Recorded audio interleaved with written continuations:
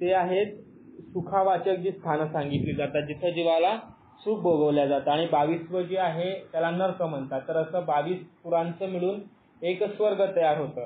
तर अशी 22 गावांचं मिळून म्हणून 22 स्वर्ग, सप्तद्वीप, मेरू मेखला सहित विश्व बघितलं. असं एक अक्राळ विक्राळ रूप अचानक एका मातेने स्वतःच्या मुलाच्या मुखात बघितल्यानंतर ती घाबरली. त्याला काही भूतबाधा लागली का काय असा तिच्या मनात विचार आला. आणि मग आता ही भूतबाधा शमन करायला पाहिजे, काहीतरी उपाय करायला पाहिजे. मग काय करायचं, तर वेदवक्र अग्निहोत्री दीक्षित ब्राह्मण बोलवण्यात आले. आता नंद हा जो होता तो गोकुळाचा मुख्य होता, म्हणजे सामान्य मनुष्य नव्हता. मग त्याच्या घरी एखादी पूजा होते तर नक्कीच वार्ता इकडची तिकडे जाणार. मग ही वार्ता कंसापर्यंत देखील पोहोचली. आता कंस याआधी कसं करायचा की एक एक राक्षस पाठवायचा. पुतना पाठवली, महाबळभट, रेठासूर, तृणाव, एक एक पाठवून बघायचा. परंतु त्यांच्याकडून ते काही जमलं नाही. मग आता एका माणसाकडून काम होत नाहीये म्हणून 4 माणसं अधिकचे पाठवायचे. मग कंसाने अशी युक्ती लढवली की आता जे ब्राह्मण तिथं ते पाठवतायत तिथं आपण आपलेही ब्राह्मण पाठवावे त्यांच्यामध्ये मिसळून, आणि काहीतरी तिथे युक्ती करायला सांगायची. म्हणून मथुरेच्या ब्राह्मणांना बोलवण्यात आलं. राजाजवळ आले. राजाजवळ आल्यानंतर राजा त्यांना म्हणतो, तुम्ही गोकुळासी जा, याग आरंभा आणि तिये यागी नंदाच्या पुत्राची आहुती द्यावी. त्यांना तो आदेश सोडतो. जरी ते ब्राह्मण असले तरी राजाचं तर ऐकावंच लागेल, नाहीतर राजा प्रजेला त्या राज्यात राहू देणार नाही. मग राजाचं ऐकायचं.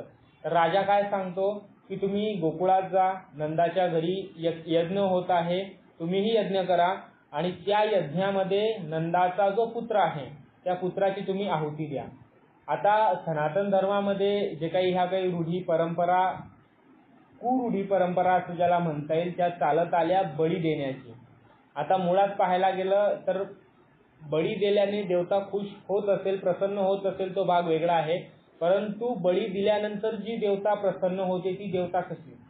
आता जर ती देवता आहे म्हणजे काहीतरी सुखदायक ती देवता आहे, तर तिने आपल्या भक्ताचं जे काही आहे भक्ताला दुःख कशाला द्यावं, भक्ताचं दुःख त्या देवतेकडून कशा प्रकारे बघवल्या जाईल.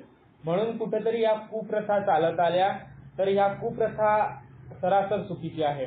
परंतु काही अज्ञानास्तव काहीतरी अज्ञानाचं प्राबल्य जास्त वाढल्यामुळे लोक काय करतात की श्रद्धेचं अंधश्रद्धेत रूपांतर होतं.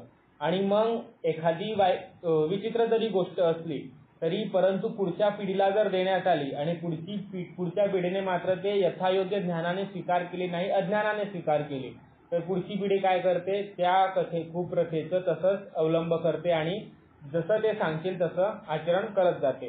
तर अशी काहीतरी ती कुप्रथा लावण्यात आली होती.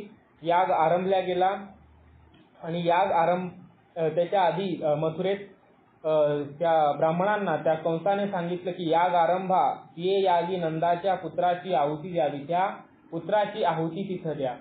मानभाव पंथामध्ये आधीच ह्या सर्व गोष्टींचा पूर्णपणे मुळापासून नकार दिला गेलाय की तुम्ही कुठंतरी आता देवता प्रसन्न जरी झाली तरी ती देऊन काय देणार, काही क्षणिक सुखाचा आनंद प्राप्त करून देऊ शकते.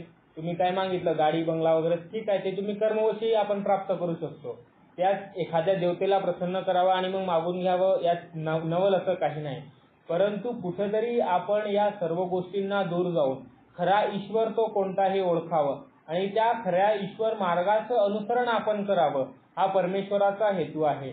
आणि तो परमेश्वराचा हेतू कुठेतरी बाबांनी आपल्या जाणीवला होता. त्यांना ईश्वर कळाला, त्यांना ईश्वर मार्ग कळाला आणि ते त्या मार्गाला अनुसरले देखील होते. तर असा हा मार्ग, असा हा ईश्वर इतरांनाही कळावा, हा परमेश्वराचा हेतू आणि त्यासाठीच परमेश्वर वारंवार अवतार धारण करत असतात.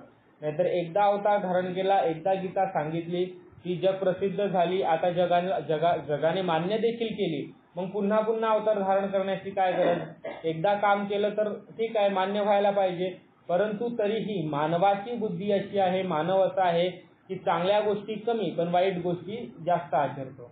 म्हणून वारंवार अवतार धारण करावा लागतो. तर श्रीकृष्ण चक्रवर्तीने देखील असा कुठेतरी की हा जो मानव मार्ग आहे तो वाईट गोष्टींकडे अधिक वळला जातोय. जे दानव आहेत, जे असुर आहेत, ते मानवावर अधिक अत्याचार करतायत. तर ह्या गोष्टींपासून मानवांचं रक्षण करायला पाहिजे, म्हणून हा अवतार धारण केला गेला होता.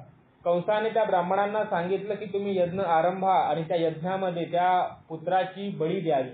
आता त्याला वाटलं की कदाचित हे ब्राह्मण आधी नाही म्हणतील, म्हणून त्याने त्याचंही उत्तर देऊन दिलं की जर तुम्ही ते तसं केलं नाही, जर तुम्ही त्याची आहुती दिली नाही यज्ञात, तर मी एक यज्ञ करेल आणि त्या यज्ञामध्ये तुमची आहुती देईल.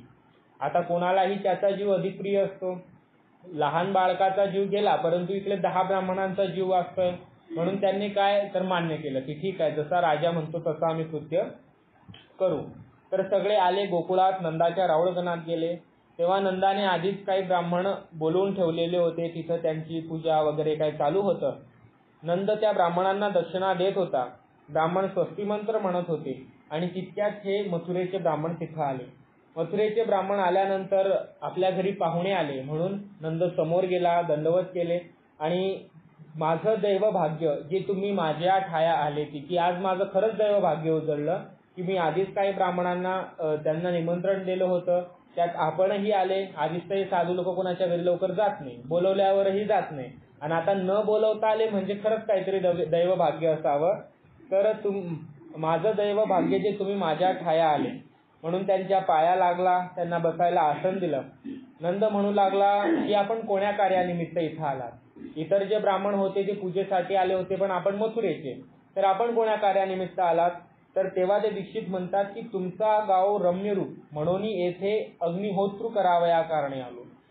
म्हणजे की आम्ही तुमचं गाव बघितलं, चांगलं आहे, सुंदर असं गाव आहे आणि अशा ठिकाणी आम्हाला एक अग्नी करायचा, आम्हाला एक यज्ञ करायचा, म्हणून असं कारण घेऊन आम्ही इथं आलेले आहोत.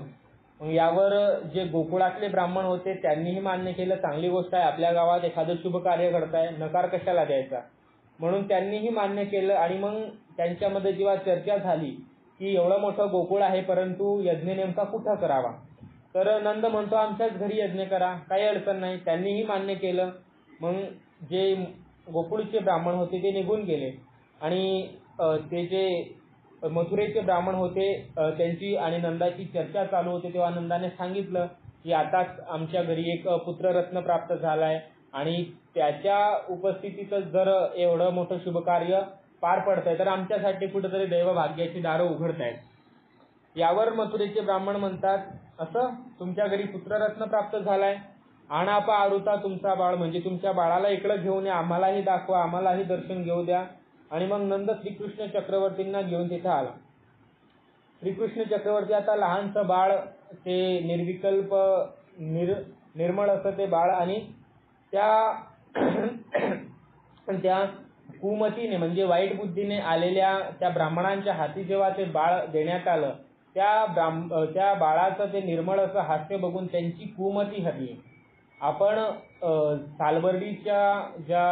सालबर्डीच्या वनातलंही आपलं चरित्र आहे की ससा जेव्हा स्वामींच्या शरण निघाला की माझं रक्षण तुम्ही या पारध्यांपासून करावं, तेव्हा स्वामींनी जेव्हा त्या पारध्यांशी संवाद केला, ती कृपादृष्टी त्या पारध्यांवर टाकली, तिथून काय झालं की त्यांची कुमती हरली, म्हणजे वाईट बुद्धी गळून पडाली. की जे काही वाईट ओखतं करण्यासाठी त्या सशासाठी म्हणा किंवा आज नाही तर उद्या दुसरी काही शिकार करतील, तर जे काही वाईट कृत्य ते करणार होते, तर त्या परमेश्वराच्या कृपादृष्टीमध्ये एवढी ताकद आहे की आपली वाईट बुद्धी, आपली जी कुमती आहे ते परमेश्वर एका क्षणात ती नाहीशी करू शकतात.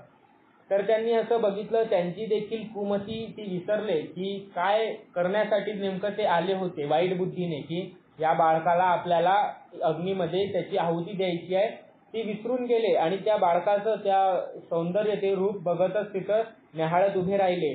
परंतु जरी कुमती होती, परंतु जेव्हा त्या कंसाने त्यांना ही आज्ञा केली, वाईट कार्य त्यांच्या हाती सोपवलं, तेव्हा हे मात्र नकार देऊ शकत होते, कारण धर्म शेवटी मोठा आहे आणि धर्मासाठी असं म्हणतात की धर्मासाठी जीव गेला तरी माणसाने मागं हटू नये.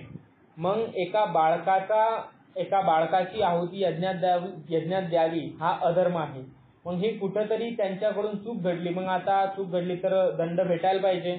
मग आता काय दंड, तर जेव्हा त्यांनी ते बाळक हातात घेतलं, थोडा वेळ थांबले आणि अचानक अकस्मात असं भयानक रूप श्रीकृष्ण चक्रवर्तींनी धारण केलं की बाबर झांटी म्हणजे विस्कटलेले असे केस, गुंजावर्ण म्हणजे लाल प्रकारचे डोळे, विक्राळ दाढा, सहस्त्रबाहू म्हणजे 1000 हात एका माणसाला 1000 हात आले असं ते बघू लागले.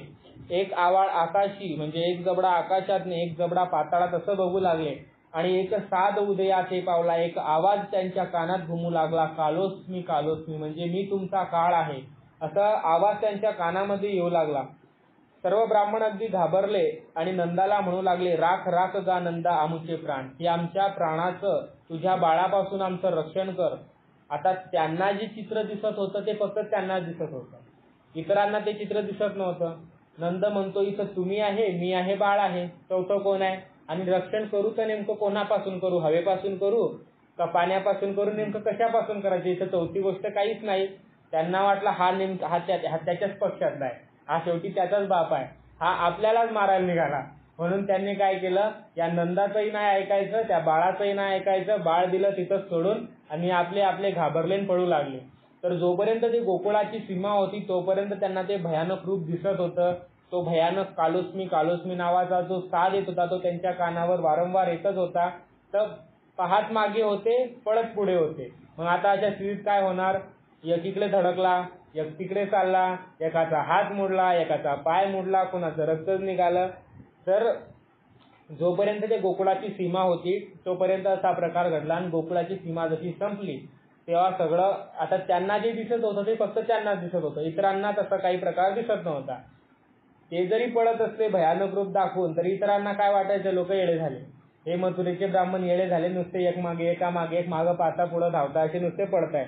तर ते पुढे गेले, गोकुळाची सीमा संपली, मथुरेत गेले. मथुरेत गेल्यानंतर कंसाने जेव्हा वृत्तांत विचारला की नेमकं काय घडलं, तेव्हा ते कंसाला सांगतात, काहीसा यज्ञ कंसराया, कोणता यज्ञ आम्ही करायचा, तो बाळ नाही, तो साक्षात काळ आहे. आम्ही भले केले, आम्ही पळालो, परंतु आम्ही तुलाही सांगतो तू काही त्याच्या नादी लागू नको, कारण ते काही सामान्य बाळ नाही, ते नक्कीच कुणीतरी एक दैवी शक्ती आहे. इथपर्यंत 1-2 मिनिटं.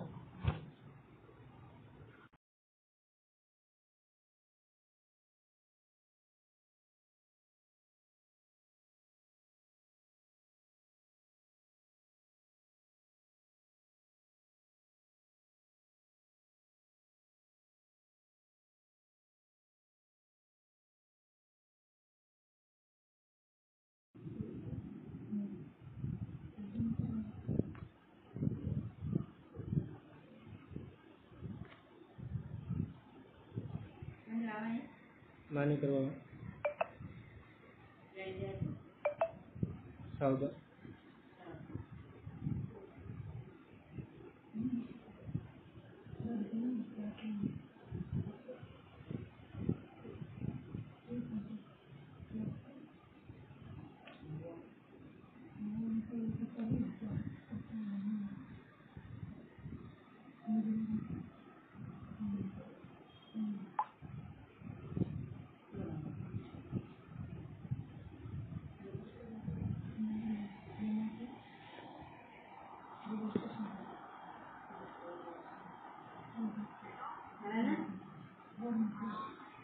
तर अशा प्रकारे त्या कंसाची ही देखील योजना पुन्हा एकदा फेल गेली. आणि यानंतर मात्र परंतु तो काही थांबला नाही. तो एक झाला की कोणता ना कोणता दैत्य पाठवायचा, त्याचं कार्य त्याच्याकडून करून घ्यायचं. असं म्हणतात की नाश मनुज का छा जाता है तो सबसे पहले विवेक मर जाता है, की त्याची विचार करण्याची बुद्धीच कुठेतरी तिथं वाईट बुद्धी पसरली होती. विचार करण्याची बुद्धीच त्याची कार्य करत नव्हती, बुद्धी कार्यच करत नव्हती, की चांगल्या गोष्टी त्याला नेमक्या सुचतच नव्हत्या की एवढं काही अनर्थ घडत आहे. आता एखादी गोष्ट वाईट आहे, एखादा व्यक्ती आपल्याला जेव्हा सांगतो तेव्हा तुमचं त्याच्यासोबत नाही जमणार, परंतु 10 लोक जेव्हा सांगताय की खरंच ती गोष्ट वाईट आहे तरी तुम्ही करता, तर याचा अर्थ असा की तुम्ही कुठंतरी वाईट आहे. परंतु कंसाला मात्र ही गोष्ट काही कळाली नाही. शेवटपर्यंत श्रीकृष्ण चक्रवर्तींनी त्याला खूप काही पर्याय दिले स्वतःचा जीव वाचवण्याकरता, खूप काही स्वतःही सहन केलं. जसं शिशुपाळाचे 100 अपराध सहन केले तसे कंसाचेही बरेचसे अपराध सहन केले, परंतु शेवटपर्यंत मात्र कंसाने काही ऐकलं नाही. त्यानंतर त्याने शक्ता नावाचा एक दैत्य पाठवला. जो गाड्याच्या रूपात आला होता, तर त्याचाही वध करून श्रीकृष्ण चक्रवर्तींनी त्याचाही उद्धार केला. त्यानंतर आधी जेव्हा ब्राह्मण पाठवून बघितले, सुरुवातीला जेव्हा ब्राह्मण पाठवले ते मानवरूपी ब्राह्मण होते, तर मानवरूपी ब्राह्मणांकडून काहीच नाही झालं. मग त्याने पाठवले ब्रह्मराक्षस पाठवले, त्यांचाही तसाच प्रकार झाला. भयानक रूप बघून तेही पळू लागले, त्यांच्याकडूनही काही झालं नाही. मग आता मात्र कंस थोडा हतबल झाला. काय करावं नेमकं त्याला कळत नव्हतं, म्हणून त्यांनी काही दिवसाकरता शांतता घेतली.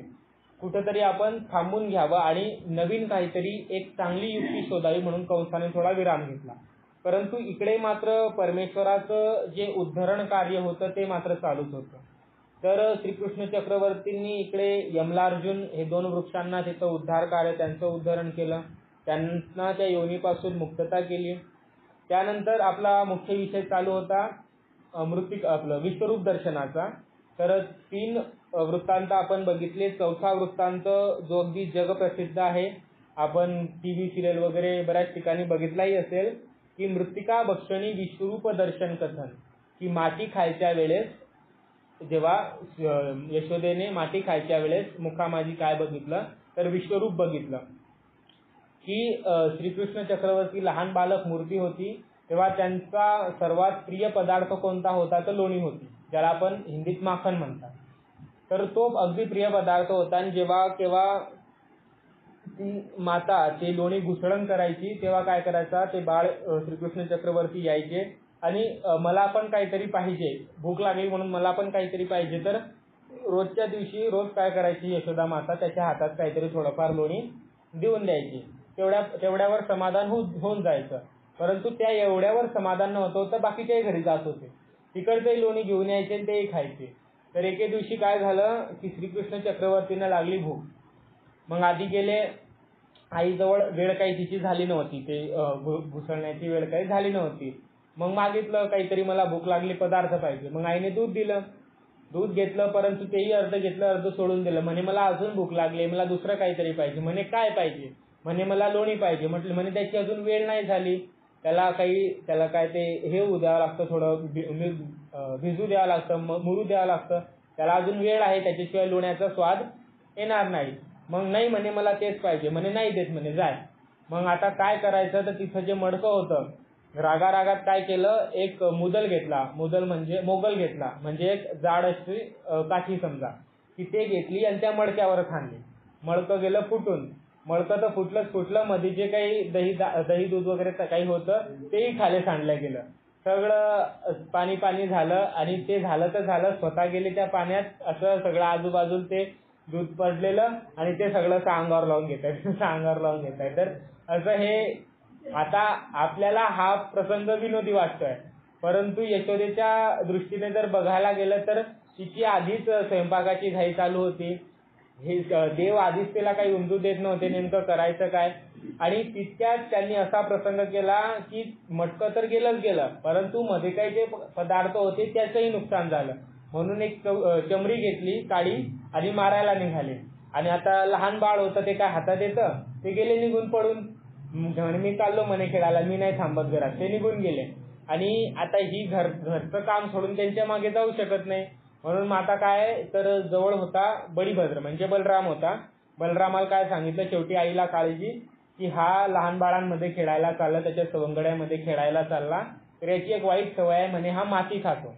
तर हा जर माती खात असेल तर त्याला तिथं नकार द्यायचा, आणि ऐकत नसेल तर माझ्याजवळ घेऊन यायचं. ही लागली आता पुन्हा आपल्या कामात. आधीच राग खूप होता, आपली कामात लागली. श्रीकृष्ण चक्रवर्ती तिकडे सवंगड्यांमध्ये गेले, तिथं त्यांचं चालू होतं आपलं क्रीडा करू लागले. आणि खेळता खेळता पुन्हा आपले जे काही जुन्या आठवणी त्याच्या ताज्या झाल्या. माती बघितली आणि माती खाऊ लागले. मग माती खाऊ लागले, बलरामानं बघितलं आणि बलराम त्यांच्याजवळ गेला आणि सांगतो की माती खाऊ नको, अंबे वारील, म्हणजे आईने नाही सांगितलं आहे, आई रागविल, शांत राहा. यावर श्रीकृष्ण चक्रवर्ती म्हणतात, तुला जे करायचं तू कर, मी काय ऐकणार नाही, मला भूक लागली, मी मातीच खाणार. म्हणे नाही, म्हणे असं कसं काय करतो, मी मारेन म्हणे तुला, आईचं जाऊ दे, मी आधी मारेन. म्हणे मला काहीच घेणं देणं नाही, तुम्हाला काय करायचं तुम्ही करत बसा, पण मी तर खाणारच, मला खूप भूक लागली. मग यावर त्या बलरामान काय केलं तर सोबत जे गवळी होते हा काही आपलं ऐकत नाही. मग सर्वांनी श्रीकृष्ण चक्रवर्तीला पकडलं आणि घरी घेऊन गेले. यशोदेला बोलवलं आणि यशोदेला मातेला सांगतात की हा आम्ही सांगितलं माती खाऊ नको तर हा आमच्यावरच उलटा होतो, आम्हालाच प्रत्युत्तर देतो आणि आम्हालाच मारायला निघतो. याचं काय करायचं ते करा, हा काही आमचं ऐकत नाही, आता तुम्हीच बघा. मग यशोदा म्हणते तू माती खाल्ली? म्हणे नाही म्हणे मी नाही खाल्ली. म्हणे तोंडावर सगळी माती लागलेली दिसते. म्हणे त्याच्यात काय एवढं? त्याचं काही नाही, अंगावर पाणी पडलेलं असतं म्हणजे माणसांना काय आंघोळ केली असं थोडी असतं, हातही धुतले सगळं सारखंच आहे. नाही म्हणे तू माती खाल्ली? म्हणे नाही खाल्ली. म्हणे हे काय बलराम सांगतो? म्हणे बलराम काही सांगतो, त्याचं काय काम आहे, तो काही म्हणत राहतो, त्याचं नाही ऐकत म्हणे. म्हणे त्याच्यासोबत त्याचे बाकीचे मित्रही सांगताय म्हणे मी त्यांचंही नाही ऐकत. म्हणे मग तू तोंड उघड. म्हणे कशाला उघड, मी मातीच नाही खाल्ली. मग आता घेतली काठी, म्हणे उघडतो काठ्यान मारून. मग आता तोंड उघडलं आणि जसं ते तोंड उघडल्यानंतर पुन्हा एकदा त्या मातेने तिथं काय बघितलं की सप्त समुद्र, अष्टकुळांचर आणि 22 स्वर्ग त्या मुखामध्ये बघितले. आणि जसं ते सर्व एवढं सहस्त्र सूर्य बघितले आणि असं सर्व चित्र बघितल्यानंतर आता पहिल्यांदा जेव्हा बघितलं होतं तेव्हा तिला वाटलं की काहीतरी भूतबाधा आहे. आणि आता दुसऱ्यांदा पुन्हा जेव्हा बघितलं तेव्हा तिचे डोळे फिरू लागले आणि तिथं चक्कर आली आणि तिथंच पडली. नंदाला जेव्हा समजलं, नंदही तिथं आला.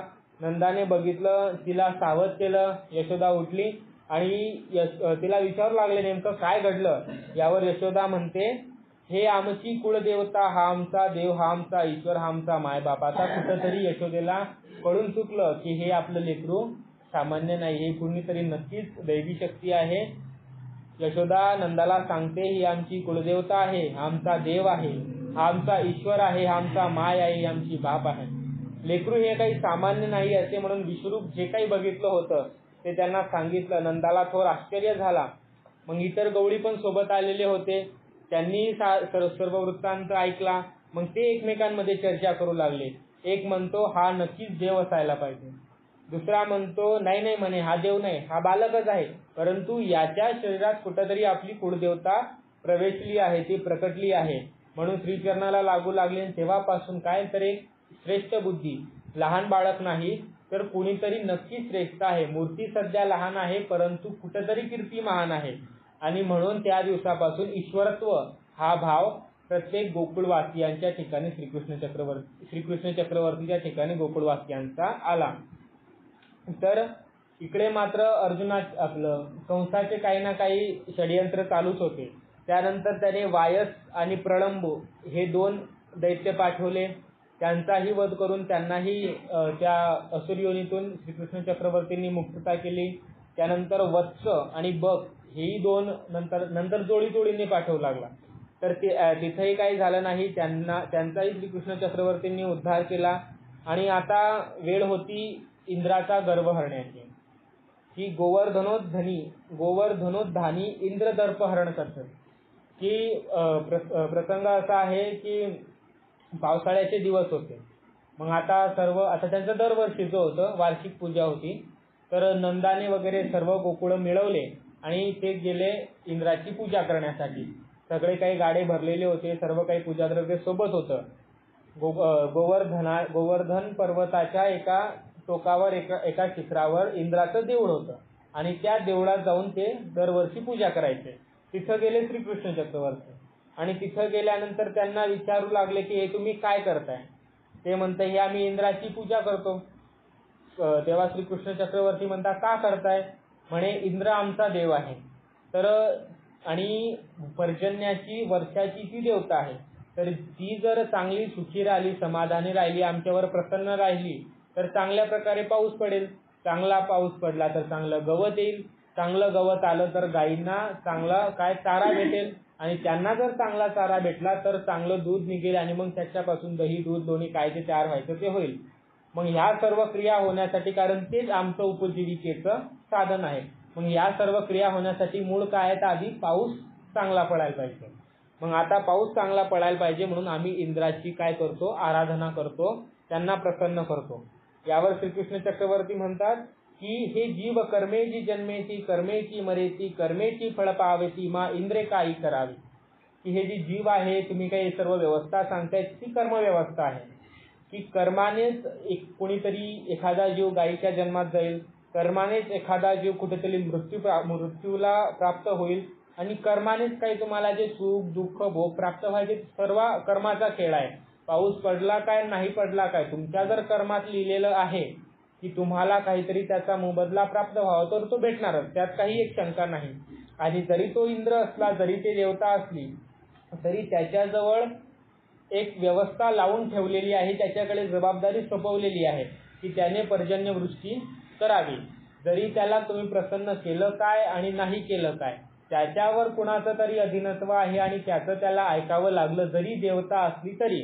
तर तुम्ही पूजा केली काय आणि नाही केली काय याचा वेगळा असा काही फरक पडत नाही. आता त्यांचं श्रीकृष्ण चक्रवर्तींचं म्हणणं त्यांनाही मान्य झालं. हो बरोबर आहे, कर्मेची जन्मेती कर्मेची मरेती, कर्मामुळेच सर्व काही, कर्माचंच जे सर्व बंधन आहे त्याचंच काहीतरी रहाडपिटिका ही चालू आहे. मग आता आम्ही आणलं खरं हे एवढं पूजा द्रव्य वगैरे काही पदार्थ आणले, मग आता याचं करायचं काय. मग म्हणे आता तुम्ही गवत खायला तुमच्या गायी कुठे येतात, म्हणे गोवर्धन पर्वतावर. म्हणे मग तुम्ही आता गोवर्धन पर्वताची पूजा करा. म्हणे ठीक आहे. मग त्यांनी गोवर्धन पर्वताची पूजा आरंभ केली आणि पूजा आरंभ केल्यानंतर सर्व काही पदार्थ तिथं ठेवलेले होते, पूजा चालू होती. आणि मग श्रीकृष्ण चक्रवर्तींनी एका वृषभाच्या देहात प्रवेश केला, वृषभ देह धारण केलं, त्या गोवर्धनातूनच बाहेर आले आणि जितकेही तिथं काही पदार्थ होते ते सर्व आरोहण केले आणि आरोहण करून निघून गेले. आता सहज सोपा सिद्धांत आहे, अन्नदान हे उत्तम मानलं जातं. मग साधारण मनुष्याला जर आपण अन्नदान केलं तर त्याचं केवढं मोठं फळ प्राप्त होतं आपल्याला माहिती आहे. परंतु तेच अन्न जर परमेश्वराच्या ठिकाणी उपयोगा गेलं तर त्याचं नक्कीच महद गोमटे प्राप्त होईल, महद पुण्य प्राप्त होईल, जे आपण शब्दांद्वारे सांगू नाही शकत. तर असा कुठेतरी परमेश्वराचाही हेतू असावा की त्यांच्या काहीतरी पदार्थांचा स्वीकार करावा. म्हणून देखील हे जे काही क्रिया त्यांनी केली, जे काही लीळा त्यांनी केली, आता परमेश्वर लीळा करताना नेमका त्यामागचा हेतू काय असतो हे खरं तर परमेश्वरच जाणू शकता. आपण मानव फक्त अंदाज लावू शकतो दिसण्यावरून की क्रिया कशी घडली. आता गोवर्धनाची जी लीळा होती त्याच्यावरून आपण काय अंदाज लावणार की नाही, इंद्राचा गर्व हरण करायचा होता म्हणून. आता दुसरा हेतू एक आपण असा लावला की वृषभ देह धारण करून त्यांनी सर्व पदार्थ आरोहण केले, तर नक्कीच काहीतरी की त्यांच्याही अन्नाचा पदार्थाचा देवाने स्वीकार करावा हा हेतू. हे काय आहे, हे आपल्या मनाच्या कल्पना आहे. परंतु मुळात परमेश्वराला कोणती लीळा करायची ते फक्त परमेश्वरच जाणू शकता, आपण फक्त अंदाज लावू शकतो. मग वृषभ रूप जेव्हा गेलं त्यानंतर श्रीकृष्ण चक्रवर्तींनी पुन्हा एका बालकाचं रूप धारण केलं आणि तिथं नंदाजवळ गेले आणि पहा म्हणे, तुमचा इंद्राची तुम्ही दरवर्षी पूजा करायचे, तर तो इंद्र काय पदार्थ खात होता का, नाही, फक्त पूजा करायची आणि पदार्थ तुम्हीच खायचे. यावेळेस पहा म्हणे, बरोबर गोवर्धनाची पूजा केली तर सगळं बरोबर गोवर्धन पर्वताच्या उपयोगी केलं. हो म्हणे, बरोबर आहे म्हणे. मग सगळं काही जिथल्या तिथं काही गोष्टी झाल्या आणि असं झाल्यानंतर नारद गेले आता इंद्राजवळ. नारद इंद्राजवळ गेले आणि सांगू लागले की म्हणे श्रीकृष्ण चक्रवर्तींनी भूतळावर तुमचे अवघे विधी प्रतिबंधिले की लोक तुमची भक्तगण तुमची काही पूजा अर्चा करायची, तर सर्व त्यांनी आता बंद करून टाकलं, सर्व निषिद्ध करून टाकलं. काय तुमचं देव पण कामाचं म्हणे. मग यावर त्या इंद्राला थोडासा राग आला आणि मग त्यानं काय केलं की मेघ आफाविले, म्हणजे त्याच्या नियंत्रणाखाली त्याच्या आधिपत्याखाली जे मेघ होते त्यांचं आव्हान केलं आणि त्यांना सांगितलं की तुम्ही गोकुळात जा आणि जळशिळा वर्षाव करा. म्हणजे जसा एखादा दगड पडताना जेवढी मोठी त्या मापाची एक धार अशी एवढ्या मोठ्या पर्जन्याने तुम्ही तिथं वर्षाव करा, वर्षा करा आणि सर्व गवळींना मारून टाका. यावर मेघ आले, गोकुळावर ओढगले, वावधान सुटलं आणि वृक्ष उन्मळून पडू लागले. मोठ्याने वावधान सुटल्यावर आता झाडं पडणारच. वृक्ष उन्मळून पडू लागले, विजूचे तडक फुटू लागले, म्हणजे विजा तडतड कळायला लागल्या, विजा पडू लागल्या आणि शिळा वर्षाव करू लागल्या. म्हणजे जसा एखाद्या जेवढी मोठी एक शिळा असते तेवढी मोठी पाण्याची एकच धार, आपल्या नळाला केवढी धार असते एवढी असते, परंतु एका शिळेची एवढी मोठी धार म्हणजे अतिशय महापूर येण्यासारखा प्रकार की शिळा वर्षाव करू लागले. त्याने करून काय झालं की सर्व गोकुळाचे जे लोक होते ते आंदोळायमान झाले. काकुडती भूमीचा पोटी रिगो पाहती. चतुर्विध भूतग्राम पिडला, म्हणजे जारचंड श्वेतयुद्धी जे काही सर्व होते सर्व पिडले, म्हणजे त्रस्त झाले, कष्टी झाले. आणि देवाला आपल्या भक्ताचं दुःख पाहवल्या गेलं नाही, म्हणून काय केलं की तो जो गोवर्धन पर्वत होता तो उखडून काढला. बोटं घालून आधून खाला त्याच्या तळवटापासून तो उखडून काढला, पूर्ण असा वर धरला आणि एका करांगोळीवर तो गोवर्धन पर्वत उचलून धरला. आणि मग इतर जे काही गवळी होते ते गवळी तिथं गेले की त्यांनी देखील काठीचा असा हातभार लावला. देवाला म्हणता, हे पहा आम्ही काठी धरली म्हणून तो गोवर्धन पर्वत उचलल्या गेला आणि आज आपलं रक्षण होत आहे. असं का म्हणे. मग लगेच थोडीशी खाली केली, लगेच काठ्या मुडल्यावर नाही म्हणे आमच्याकडून नाही होतं, तुझ्याकडूनच होत आहे. म्हणून असा तर ते जे मेघ होते ते 7 अहोरात्र वर्षत होते. 7 अहोरात्र वर्षल्यानंतर मात्र सर्व शांत झालं. त्यानंतर श्रीकृष्ण चक्रवर्तींनी पुन्हा तो जो गोवर्धन पर्वत एका करांगोळीवर उचललेला होता तो पुन्हा खाली ठेवला. खाली ठेवल्यानंतर सर्व काही आता 7 दिवस पाऊस पडला, म्हणजे ना तिथं काही घर राहिलं, ना तिथं काही झाडं राहिले, काहीच नाही राहिलं. आणि वाळवंटही वावटोळी ही चालूच होती. मग पुन्हा विज्ञान सामर्थ्याने काय केलं, जसंचा तसं पुन्हा जशीची तशी व्यवस्था करून दिली. आणि जशीची तशी व्यवस्था केल्यानंतर इथे इंद्र मात्र विचार करू लागला की 7 दिवस झाले परंतु माझ्यापर्यंत कोणी आलंच नाही, काय असा हा प्रकार आहे. मग त्याने एका दूताला घेतला आणि दूताला पाठवलं की तिथं गोकुळात जा आणि हे गेले की आहे, काय वार्ता आहे, मला तर काही वार्ता मिळाली नाही, परंतु तुम्ही जाऊन बघून या. मग तो दूत गेला. दूत आल्यानंतर त्याने सर्व बघितलं. त्याला असं वाटलं की आपण कुठेतरी चुकीच्या ठिकाणी आलो, कारण जर 7 अहोरात्र पाऊस पडला म्हणजे तिथं काही शिल्लकच राहू शकत नाही. परंतु आपण जिथं आलो घरं जशीच्या तशी आहेत, झाडं जशीच्या तशी आहेत, रस्ते जसेच्या तसे आहेत, सर्व माणसं बाया सर्व जशी, कोणाला काही इजा पोहोचलेली नाही. मग दूत गेला त्या इंद्राजवळ तो जाऊन सांगू लागला आणि की जी तुमचेनी तयाची रोमही झडेना, तुमच्याकडून त्यांच्या अंगावरच्या एका केसालाही धक्का लागला नाही. आणि मग असं म्हटल्यानंतर इंद्रफळ्याचा काय झाला, गर्व हरण झाला. आणि तो इंद्र आला वृंदावनात, श्रीकृष्ण चक्रवर्तींना शरण आला आणि शरण आल्यानंतर दंडवत केले, श्रीचरणाला लागला, स्तुती केली आणि म्हणू लागला, माझ्या अपराधात क्षमा कीजोजी, की माझ्या अपराधाचा आपण क्षमा करावी, मी तुमचाच आहे. श्रीकृष्ण चक्रवर्तींनी देखील जर देवाला कोणी शरण आलं तर त्याचं वाईट कशाला चिंतावं, वाईट कशाला चिंतावं, म्हणून श्रीकृष्ण चक्रवर्तींनी त्याला शरण दिलं, अभय दिलं आणि त्याला तिथं माफ केलं. तर अशा प्रकारे हा इंद्राचा गर्व हरला. अशा प्रकारे अनेकही गर्व हरण्याचे प्रसंग श्रीकृष्ण चरित्रामध्ये आपल्याला बघायला मिळतात. त्यामध्ये मग युधिष्ठिर असेल, भीम असेल, अर्जुन असेल, हनुमंत असतील. तर युधिष्ठिराचा प्रसंग असा आहे, युधिष्ठिराला गर्व होता अजातशत्रूचा, म्हणजे जरी कुणाला माझ्याबद्दल वाईट भावना येत असेल, शत्रू भावना येत असेल, परंतु मला कुणाबद्दल कधीच काहीच वाईट वाटत नाही, अशी अजातशत्रूची भावना त्याच्या मनामध्ये होती, गर्व होता. मग श्रीकृष्ण चक्रवर्तींना त्यांना काय पाहिजे की आपला भक्त हा निर्मळ, निष्कलंक आणि निर्विकल्प असा असावा. मग त्याच्यासाठी साधनं विहिलेली आहेत की तुम्ही इंद्रियांवर नियंत्रण करा, तुम्ही तुमच्या क्रियांवर नियंत्रण करा. परंतु जर भक्ताकडून ही गोष्ट होत नसेल मग कुठंतरी परमेश्वराला स्वतः मध्यस्थी करावी लागते आणि स्वतःच मध्यस्थी करून त्याची ही कुमती किंवा त्याला जो गर्व आला वगैरे त्याचं हरण करावं लागतं. मग आता युधिष्ठिराचा गर्व हरण करायचा. मग काय करायचं, तर युधिष्ठिर वगैरे सर्व जी काही मंडळी होती ती इथं आली होती, द्वारकेत आली होती. आणि संध्याकाळच्या वेळेला श्रीकृष्ण चक्रवर्तींनी युधिष्ठिराला सोबत घेतलं आणि म्हणे चला आपण कुठेतरी फिरून येऊ. मग एके ठिकाणी वनात गेले. वनात गेल्यानंतर तिथं ती जागा जी होती ती तामस जागा होती, म्हणजे तिथं आधी काहीतरी क्रूर कृत्य घडलेले होते. आणि विज्ञान देखील मान्य करतं की आधीची जी रजोगुण जशी आहे त्या रजोगुणांचा पुढे भविष्यात येणाऱ्या व्यक्तींवर किंवा त्या क्रियांवर तिथं फरक पडत असतो. मग अशा तामस जागेवर श्रीकृष्ण चक्रवर्ती जेव्हा युधिष्ठिराला घेऊन गेले तेव्हा युधिष्ठिराच्या मनात काय भावना आली की आपल्या शेजारी जे हे देव उभे आहेत, आपण त्यांच्या डोक्यावरचा जो मुकुट आहे तो खूप चांगला दिसतोय, आपण तो मुकुट घेऊन घ्यायला पाहिजे, हिसकावून घ्यायला पाहिजे, आपल्या डोक्यात घालायला पाहिजे.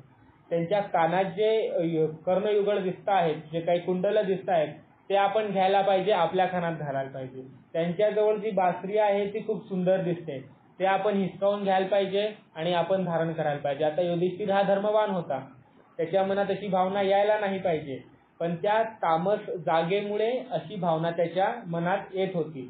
मग कुठंतरी त्या जागेची सीमा संपली आणि मग त्याला कळालं नाही आपलं काहीतरी चुकलं, की देवाबद्दल आपण काय केलं, ओखटं चिंतिलं, म्हणजे वाईट कल्पना आपण परमेश्वराबद्दल केली. तेव्हा श्रीकृष्ण चक्रवर्तींना पुन्हा शरण रिगाला आणि कारण विचारलं की माझ्या मनात असे भाव का आले. आता ते सर्वज्ञ आहेत, ते सर्व जाणतात. तेव्हा त्यांनी सांगितलं की हे त्या जागेचं प्राबल्य आहे. जागेमुळं त्या जागेत जर तामस रजोगुण जर आधी जास्त असतील तर त्याचा प्रभाव आपल्या प्रकृतीवर, आपल्या प्रवृत्तीवर पडत असतो. म्हणून आपलं कुठंतरी एक प्रयोजन असंही होतं हे कथा आरंभ करण्याचं, की जे काही रजोगुण तमोगुण अधिक्य त्याचं वाढलेलं असल्यावर तिथं जर परमेश्वराच्या नामाचं चिंतन झालं, परमेश्वरांच्या लीलाचं स्मरण झालं, तर ती रजोगुण तामसगुण जाऊन तिथं सात्विकता येत असते.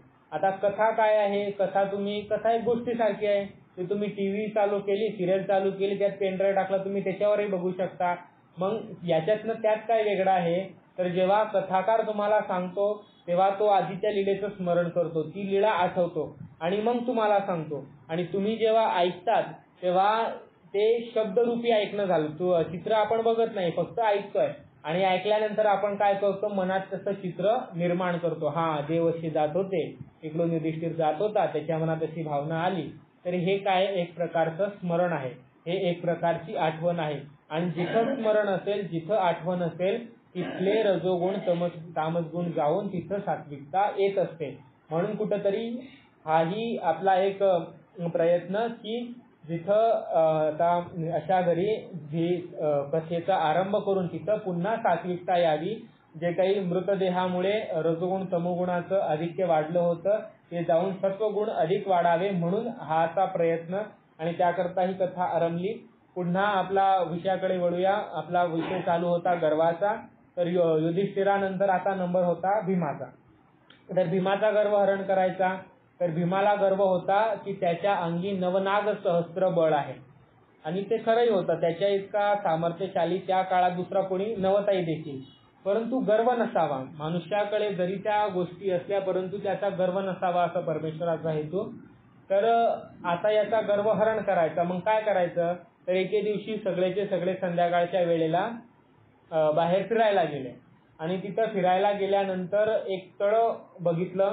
त्या तळ्यामध्ये कमळं उमललेली होती. तर श्रीकृष्ण चक्रवर्तींनी भीमाला काय सांगितलं, पोहत पोहत जा आणि ती कमळं इथं माझ्यासाठी घेऊन ये. तर त्या भीमाने तळ्यामध्ये उडी घातली, पोहू लागला. आणि जसं जसं त्याला ते जवळ वाटायचं तसं जसं तो अधिक पोहायचा आणि जवळ गेल्यानंतर पाहायचा तर ते कमळ अनेक दूर गेलेलं असायचं. पुन्हा ताकद लावून अधिक प्रयत्न करून त्या कमळाजवळ जायचा प्रयत्न करायचा. पुन्हा ते कमळ दूर चाललं जायचं. खूप थकला. शेवटी त्याच्या हाताला कांडर आले, पाय दुखू लागले, हात दुखू लागले आणि आता पोहण्याची शक्ती उरली नाही, म्हणून तो त्या पाण्यातच बुडू लागला. आणि मग श्रीकृष्णाला धावा करू लागला की देवा देवा, राखगा देवा, रक्षिगा देवा, आता माझं तुम्हीच रक्षण करा. आता तुम्हीच माझं रक्षण करून मला सावध करा. माझ्याकडे पोहण्याची शक्ती राहिली नाही, ते कमळ राहिले दूर, पण इकडं माझा जीव काय वाचतो का, राहतो का, जातो, मलाच काही शाश्वती उरली नाही. मग श्रीकृष्ण चक्रवर्तींनी काय केलं की त्यांचं जे उपर्ण होतं असं गुंडाळलेलं हाताला, ज्याला शेला आपण म्हणतो, असा शेला केला. आणि जसा असा शेला केला डाव्या हाताने, तशाच एकदम अगदी अलगद प्रकारे तो जो काही कोस दूर तो भीम बुडत होता, तो अगदी एक मायावी प्रकारे म्हणू शकतो आपण की मायावी प्रकारे तो काय आला ह्या काठावर, अगदी अचानकपणे येऊन गेला. आता हा परमेश्वराचा सामर्थ्याचा प्रकार आहे. इकडं आल्यानंतर मग त्याला आश्चर्य झालं की नेमकं असं काय झालं. मग त्यांनी विचारलं की एवढं मोठं तळ म्हणे, मी जातो पोहतो परंतु ते कमळ माझ्या हातात येत नाही, असा काय प्रकार आहे. म्हणे हे तळ नाहीये. म्हणे मग काय आहे, पाणी दिसताय, कमळ दिसताय, मग तळ कसं काय नाही. मग श्रीकृष्ण चक्रवर्तींनी काय केलं की डाव्या श्रीकराच्या अंगुळीने अशी ते करांगोळी अशी जमिनीत घातली आणि अशी करांगोळी उलटी केली तेव्हा एक मोठं असं पात्र होतं आणि ते पात्र असं उलटं झालं आणि जसं ते पात्र उलटं झालं तिथं आला महापूर. मग भीम म्हणू लागला हा काय असा प्रकार आहे, हे तर तळं आहे आणि हे मोठं भांड कुठून आलं. ते म्हणे हे जो रावणाचा भाऊ होता कुंभकर्ण, तर जेव्हा रामाने कुंभकर्णाचा वध केला, जेव्हा शिर धडावून वेगळं केलं तेव्हा त्या कुंभकर्णाचं जे शिर होतं ते रामावर धावून आलं. मग रामाने पुन्हा काय युक्ती केली की त्या शिराचे 3 तुकडे केले, जी खोपडी होती त्याचे 3 तुकडे केले आणि त्या 3 पैकी हा एवढा एक भाग आहे. मग भीमाला आश्चर्य वाटलं, एवढा मोठा माणूस कसा काय राहू शकतो, की आपण आता डोकं केवढं असतं एवढं असतं आणि एवढ्याशा डोक्याची खोपडी की तो भीम पोहत गेला, त्याच्या हाती काही लागलं नाही. सगळं जेव्हा उलटं केलं इतकं पाणी त्या खोपडीतून निघालं की महापूर अगदी तिथं आला.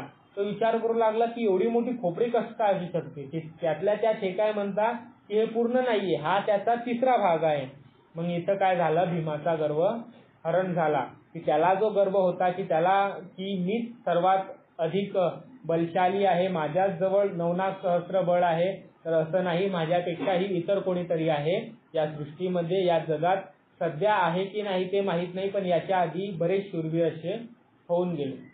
यानंतर नंबर होता अर्जुनाचा. तर अर्जुनाचा गर्व कशा प्रकारे हरण केला, ते एके दिवशी सभा बसलेली होती. सभा बसलेली असताना तिथं एक ब्राह्मण आला. ब्राह्मण श्रीकृष्ण चक्रवर्तींना म्हणू लागला की आम्हाला एक यज्ञ करायचं आणि यज्ञासाठी आम्हाला पाहिजे कोरं सोनं. कोरं सोनं आम्हाला कुठून प्राप्त होईल. मग श्रीकृष्ण चक्रवर्तींनी युक्ती सुचवली की तुम्हाला लंकेत जावं लागेल, लंकेतून तुम्हाला कोरं सोनं प्राप्त होऊ शकतं. मग म्हणे आता लंका आहे बिभीषणाच्या आधिपत्याखाली. आता बिभीषण जरी त्रेतायुगातला असला तरी तो अमर आहे, तर त्याचं द्वापरीच्या शेवटपर्यंत देखील त्याचं राज्य लंकेवर होतं. मग म्हणे बिभीषणाजवळ जावं लागेल. श्रीकृष्ण चक्रवर्ती म्हणू लागले माझ्याजवळ एवढा वेळ नाही की मी तुमच्या सोबत यावं आणि माझ्याजवळ असा सध्या कोणी वीर नाही, असं मस्करीने म्हणाले. इतक्यात अर्जुन काय म्हणतो, मी आहे ना म्हणे वीर. जर बिभीषणाने सामंजस्याने जर कोरं सोनं दिलं नाही तर मी त्याच्यासोबत युद्ध करेन आणि ह्या ब्राह्मणाला कोरं सोनं प्राप्त करून देईल त्याच्या पूजेसाठी. मग ठरलं, सगळे गेले आता रामेश्वरला. रामेश्वरला गेल्यानंतर वाल्मिक ऋषीच्या आश्रमात होते. वाल्मिक ऋषीच्या आश्रमात असतानाच बिभीषणाला एक पत्र पाठवण्यात आलं की मी गांडीव धनुर्धारी अर्जुन तुम्हाला आवाहन करतो की आम्हाला तुम्ही कोरं सोनं द्या, नाही तर युद्धाला सज्ज व्हा. आता जो विभीषण होता तो चांगला सामंजस्याचा माणूस होता, त्याला युद्ध नकोच, आधी शांतप्रिय होता, शांतताप्रिय होता. त्यानेही मान्य केलं, जर एखादा ब्राह्मण एखादी चांगली क्रिया करतोय मग आपण योगदान का लावू नये. आणि कोरं सोनं त्याच्याजवळ काही सोन्याची कमी नव्हती, म्हणजे घेऊन जा तुम्हाला किती लागतं ते. पुन्हा त्याचं पत्र आलं, अर्जुनाजवळ पत्र पोहोचलं. ठीक आहे म्हणे, आता आपण जाऊ, लंकेत जाऊ आणि कोरं सोनं तिकडून घेऊन येऊ. तिथं गेल्यानंतर आता तिथं आहे मध्ये समुद्र आहे. मग अर्जुनाने काय केलं का आधी बाणांचा एक पूल तिथं तयार केला आणि बाणांचा पूल तयार केल्यानंतर तिथं आले हनुमंत. त्यांनी चांगली त्यांची भेटगाठ झाली, आदरातिथ्य केलं आणि मग हनुमंत म्हणू लागले काय प्रकार चालू आहे, काय क्रिया तुमची चालू आहे. तर ते म्हणू लागले की नाही म्हणे, असं ब्राह्मण आमच्या जवळ आले, ते आम्हाला कोरं सोनं मागू लागले. आता लंकेत जायचं, लंकेतून कोरं सोनं घेऊन यायचं, त्याच्यासाठी हा आम्ही पूल बांधला. आता येऊ जाऊ करावं लागेल, मग त्यासाठी पूल बांधला. म्हणे ठीक आहे म्हणे, तुम्ही पूल बांधला, ठीक आहे, पूल बांधावाच लागेल, त्याच्याशिवाय समुद्र पार होणार नाही. पण हा जो तुम्ही बाणाचा पूल बांधलाय तो काही कामाचा नाही म्हणे, हा लय तकलादू आहे, तुम्हाला काहीतरी जड वस्तू पाहिजे. म्हणे असं कसं म्हणता, मी गांडीवधारी अर्जुन, पांडूचा पुत्र, आणि माझ्या बाणाने तयार केलेला हा जो पूल आहे तुम्ही म्हणता हा काही कामाचा नाही, असं कसं काय असू शकतं. नाही म्हणे, हा खरंच कामाचा नाही. काय म्हणे तुमचे ते रामपण, की त्रेतायुगामध्ये 2 मिनिटाची क्रिया घडली असती की बाणाचा पूल तयार केला असता. उगच म्हणे तुम्हाला एवढे मोठे दगडगोटे व्हायला लावले आणि त्याचा पूल तयार करायला लावला, रामसेतू तयार करायला लावला. त्यांच्यासाठी तर एक क्षणमात्राचं काम होतं. म्हणे तुमचं सगळं म्हणणं बरोबर आहे, परंतु तेव्हा माझ्यासारखे एवढे मोठे तिथं वीर होते, तिथं बाकीही इतर वानर होते, तर एवढ्या सर्वांचा भार ते जो बाणांचा पूल आहे तो बाणांचा पूल ते सहन करू शकत नाही. त्यातल्या त्यात आमच्याजवळ एवढे मोठे मोठे शस्त्रही होते. म्हणे असं कसं काय नाही करू शकत, मी तुम्हाला पूल तयार करून दाखवतो बाणाचा, तुम्ही जाऊन पहा होतं की नाही पहा म्हणे. म्हणे ठीक आहे, लागली पैज, काय देशील म्हणे. म्हणे जर मी पैज हारलो, जर तुम्ही तो पूल तोडून दाखवला तर मी अग्निकाष्ट घेईल असं. म्हणे मग तुम्ही काय करसान. म्हणे आता मी तर काही अग्निकाष्ट करू शकत नाही, कारण मला तर वरदान आहे. मग म्हणे काय उपाय करायचा, तर याच्या मोबदला म्हणून की मी तुझ्या रथावर, त्या रथावर जो ध्वज आहे त्या ध्वजामध्ये नेहमीसाठी राहील. म्हणे ठीक आहे म्हणे, मलाही मान्य आहे. त्या दोघांना मान्य झालं. अर्जुनाने काही क्षणातच बाणांचा तो पूल तयार केला आणि मग हनुमंताने काय केलं, एका हातात एक पर्वत उचलला, एका हातात एक पर्वत उचलला आणि जोरात वर गेले, जोरात त्या पुलावर आदळले, लगेच धाड सगळा पूल तिथं तुडून गेला. आता इथं अर्जुनाचा गर्व हरण झाला. अर्जुनाचा गर्व हरण झाल्यानंतर तिथं मग त्याने रचली सगळी, शयन रचलं, त्यावर जाळणार अग्नी चालू करणार. तितक्या तिथं आले श्रीकृष्ण चक्रवर्ती ब्राह्मणाच्या वेशाने. म्हणजे हा काय प्रकार चालू आहे. आता हनुमंताला काहीतरी चाहूल लागली की नाही, हे कोणतरी सामान नाही, ऐन वेळेवर मध्यस्थी आले, काहीतरी आहे गडबड. नाही म्हणे, आमची अशी शर्यत लागली होती की जो बाणाच्या पुलावरून आमची शर्यत लागली होती. असं का म्हणे, पण तुम्हाला तिसरा कोणी साक्षीदार होता का. म्हणे साक्षीदाराची काय गरज, हा हे मी आहे, मग काय पाहिजे.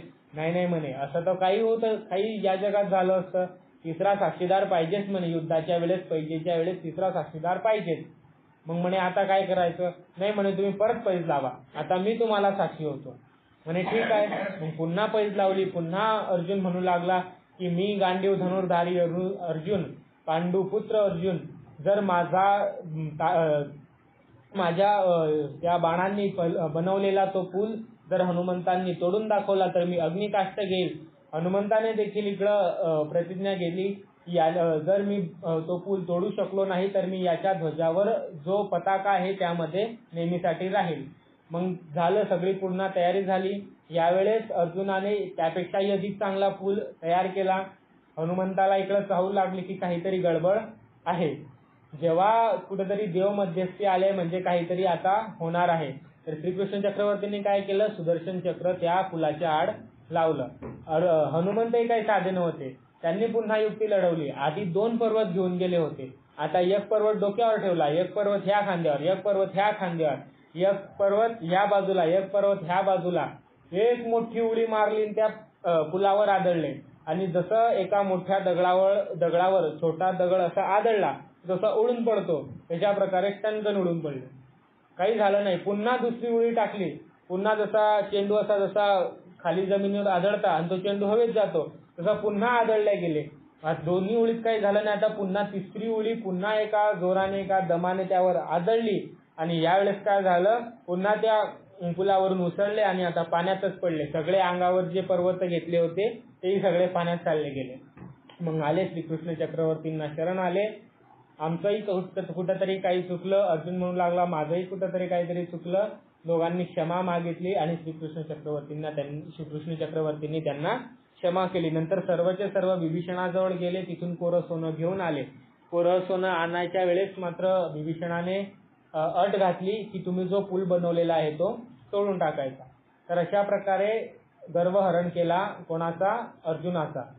आता यानंतर हनुमंताचाही केला, परंतु हनुमंताचा थोडाफार शिल्लकच होता. मग पुन्हा एकदा हनुमंताचाही गर्वहरण करायचा. तर यावेळेस काय युक्ती केली की हनुमंताला श्रीकृष्ण चक्रवर्ती घेऊन गेले बळीराजाकडे, जो पाताळातला राजा होता त्याच्याकडे गेले. आणि तिथं गेल्यानंतर त्याचा स्नानविधी चालू होता. मग आता राजा येईल तर म्हणून हे एका ठिकाणी बसून राहिले त्यांच्या कक्षामध्ये की तो येईल तोपर्यंत आपण वाट बघायला पाहिजे. तर जसं त्या राजाला कळालं की श्रीकृष्ण चक्रवर्ती देव स्वतः आपल्या दारी आले, मग थोडीशी घाई गडबड करून तो राजा लवकर श्रीकृष्ण चक्रवर्तींना सामोरे गेला आणि तसंच अंगाला आपण म्हणू टॉवेल गुंडाळलेला होता, नशाच अवस्थेत आला आणि कानातले जे कर्णयुगळ होते, कुंडल होते ते घालायचे बाकी होते. आणि ज्या एका ताटलीमध्ये ते कुंडल ठेवलेले होते त्या कुंडलाजवळ शेजारी तिथं उभे होते हनुमंत.